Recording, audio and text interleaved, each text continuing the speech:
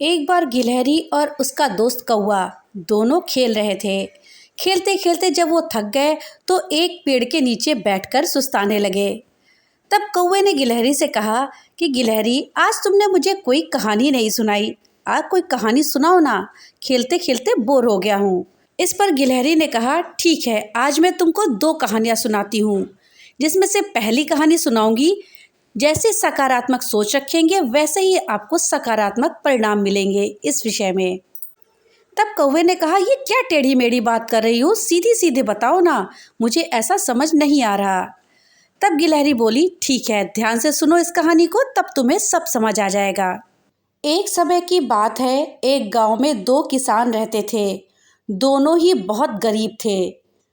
दोनों के पास थोड़ी थोड़ी जमीन थी। दोनों उसमें मेहनत करके अपना और अपने परिवार का गुजारा करते थे। अकस्मात कुछ समय के बाद दोनों की एक ही समय पर मृत्यु हो गई। यमराज दोनों को एक साथ भगवान के पास ले गए। उन दोनों को भगवान के पास लाया गया। भगवान उन्हें देखकर उनसे पूछा, अब तुम्हें क्या चाहिए? तुम्हारे इस जीवन में क्या कमी थी? अब तुम्हें क्या बनाकर मैं पुनः संसार में भेजूं?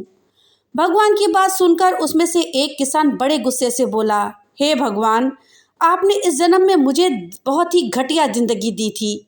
आपने कुछ भी दिया नहीं था मुझे। पूरी जिंदगी मैंने बैल की तरह खेतों में काम किया। जो कुछ भी कमाया बस पेट भरने में लगा रहा। ना ही मैं अपने अच्छे कपड़े पहन पाया और ना ही कभी अपने परिवार को अच्छा खाना खिला पाया। जो भी पैसे कमाता था कोई आकर मुझसे लेकर चला जाता था और मेरे हाथ में कुछ भी नहीं आया। देखो कैसी जानवरों जैसी जिंदगी जी है मैंने।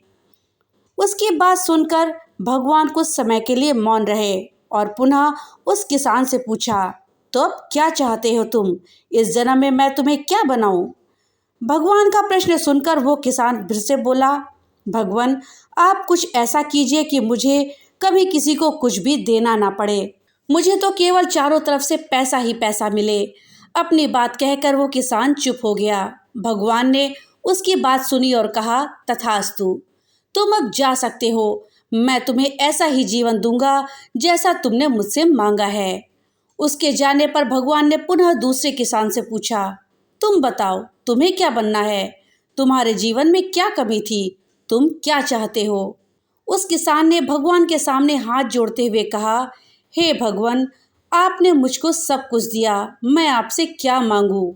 आपने मुझे एक अच्छा परिवार दिया, मुझे कुछ जमीन दी जिस पर मेहनत से काम करके मैंने अपने परिवार को अच्छा जीवन दिया।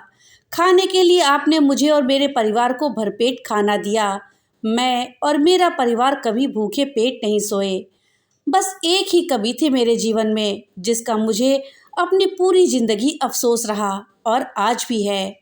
मेरे दरवाजे पर कभी कुछ भूखे प्यासे लोग आते थे, भोजन मांगने के लिए आते थे, परंतु कभी कभी मैं भोजन ना होने के कारण उन्हें खाना नहीं दे पाता था और वो मेरे द्वार से भूखे ही लौट जाते थे। ऐसा कहकर वो चुप हो गया। भगवान ने उसकी बात सुनकर उससे पूछा, तो अब क्या चाहते हो तुम इस जन्म में? मैं तुम्हें क्या बनाऊं? किसान ने भगवान से हाथ जोड़ते हुए विनती की, हे प्रभु, आप कुछ ऐसा कर दो कि मेरे द्वार से कभी कोई भूखा प्यासा ना जाए। भगवान ने कहा, तथास्तु, तुम जाओ, तुम्हारे द्वार से कभी कोई भूखा प्यासा नहीं जाएगा। अब दोनों का फिर से उसी गांव में एक साथ जन्म हुआ। दोनों बड़े हुए। पहला व्यक्ति जिसने भगवान से कहा था कि उसके चारों तरफ से केवल धन मिले और मुझे कभी किसी को कुछ देना ना पड़े, वो व्यक्ति उस गांव का सबसे बड़ा भिखारी बना था। अब उसे किसी को कुछ देना नहीं पड़ता था और जो कोई भी आता था उसकी झोली में पैसे डाल के जाता था। और दूसरा व्यक्ति जिसने भगवान से कहा था कि उसे कुछ नहीं चाहिए, केवल इतना हो जाए कि उसके द्वार से कभी कोई भूखा प्यासा ना जाए, वो उस गांव का सबसे अमीर आदमी बना। तब गिलहरी ने कौवे को समझाया कि देखो, हर बात के दो पहलू होते हैं, सकारात्मक और नकारात्मक। अब ये आपकी सोच पर निर्भर करता है कि आप चीज़ों को नकारात्मक रूप से देखते हैं या फिर सकारात्मक। अच्छा जीवन जीना है तो अपनी सोच को अच्छा बनाइए। चीज़ों में कमियां मत गिनिए, बल्कि जो भगवान ने दिया है उसका आनंद लीजिए और हमेशा दूसरों के प्रति सेवा का भाव रखिए। कौवे ने गिलहरी से कहा, ये बात तो मुझे समझ आ गई। अच्छा, एक बात बताओ कि इस धरती पर इतनी असमानता क्यों है? कोई व्यक्ति तो इतना अमीर है कि उसके पास धन रखने की भी जगह नहीं है, वो धन गिनता जा रहा है, गिनता जा रहा है। और कोई व्यक्ति इतना गरीब है कि उसको 2 वक्त की रोटी भी नसीब नहीं है। आखिर इतनी असमानता क्यों है? भगवान ने ऐसा क्यों नहीं किया कि सबको समान बनाया होता, सबके पास एक जैसा धन होता, जिससे कि सभी लोग सुखपूर्वक रह पाते? तो गिलहरी ने कहा, इसके लिए भी मैं तुम्हें एक कहानी सुनाती हूँ, इसे ध्यान से सुनना, तब तुम्हें ये बात अच्छे से समझ में आ जाएगी कि कोई व्यक्ति इतना गरीब क्यों है और कोई इतना अमीर क्यों है। बहुत समय पहले की बात है। एक गांव में 2 व्यक्ति रहते थे। एक का नाम था रमेश, जो एक सफल व्यापारी था, परंतु वो अनैतिक पाप वाले कामों को करता था, पर आर्थिक रूप से बहुत ही धनवान था। लक्ष्मी जी की कृपा उस पर बनी रहती थी। दूसरा व्यक्ति था हरिदास, जो एक भगवान का सच्चा भक्त था। वो एक धर्मात्मा पुरुष था, हमेशा धर्म के मार्ग पर चलने वाला व्यक्ति था, लेकिन वो आर्थिक रूप से बहुत ही परेशान रहता था। वो प्रतिदिन भगवान की पूजा करता, उसके बाद ही कोई काम करता था। फिर भी लक्ष्मी जी हमेशा उससे नाराज रहती थी। एक दिन हरिदास जब भगवान विष्णु के मंदिर में पूजा कर रहा था, तभी मंदिर के एक साधु हरिदास के पास आए और कहने लगे, तुम सच्चे मन से भक्ति समर्पण को करते हो, तुम इतनी भक्ति करते हो, फिर भी दुखी क्यों रहते हो? इस बात को सुनकर हरिदास ने उदास मन से कहा, साधु महात्मा, मैं भी यही सोचता हूँ कि मैं अपने सच्चे मन से भगवान की पूजा, अपने धर्म का पालन करता हूँ, लेकिन सुख समृद्धि मुझसे दूर रहती है। वहीं रमेश, जो कि पापी है, उस पे हमेशा लक्ष्मी जी की कृपा बनी रहती है। हरिदास की बातें सुनकर साधु जी मुस्कुराए। हरिदास को बोले, मैं तुम्हें एक कथा सुनाता हूँ। बहुत समय पहले की बात है।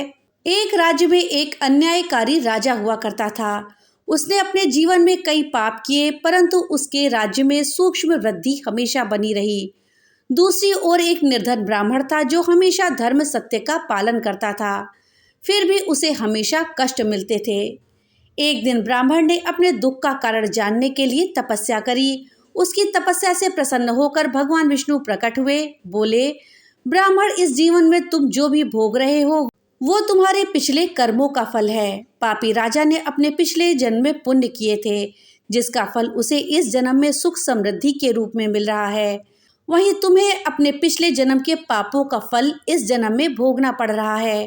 पापी व्यक्ति इस जन्म में अपने पुण्यों का फल भोगकर अगले जन्म में पापों का फल भुगतेगा। वही धर्मात्मा व्यक्ति अपने पापों का फल भोगकर अगले जन्म में सुख समृद्धि पाएगा। कहानी खत्म करके साधु ने हरिदास से कहा, इसलिए हमें अपने वर्तमान कर्मों पर ध्यान देना चाहिए, धर्म का पालन करना चाहिए। जो लोग पाप करते हैं वो भले ही इस जन्म में सुख समृद्धि पा लेते हैं, परंतु उन्हें अपने कर्मों का फल भविष्य में अवश्य भुगतना पड़ेगा। साधु की बातें सुनकर हरिदास ने कहा कि साधु महात्मा, आपकी बातों ने मेरी आंखें खोल दी हैं। मैं अब और भी अधिक श्रद्धा और धैर्य के साथ भगवान की भक्ति करूंगा। तब गिलहरी ने कौवे से बोला, हमें इस कहानी से ये सीख मिलती है कि हमें अपने कर्मों पर ध्यान देना चाहिए, धैर्यपूर्वक धर्म का पालन करना चाहिए। सुख दुख हमारे पिछले कर्मों का फल होते हैं। हमें सच्चे मन से भक्ति धर्म का मार्ग अपनाना चाहिए। तो दोस्तों, ये थी 2 ज्ञान से भरी हुई कहानियाँ अगर अच्छी लगी हो तो वीडियो को लाइक और ज़्यादा से ज़्यादा शेयर करिएगा।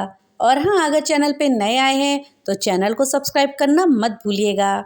और अपने विचार हमें कमेंट बॉक्स में लिख करके ज़रूर बताइएगा।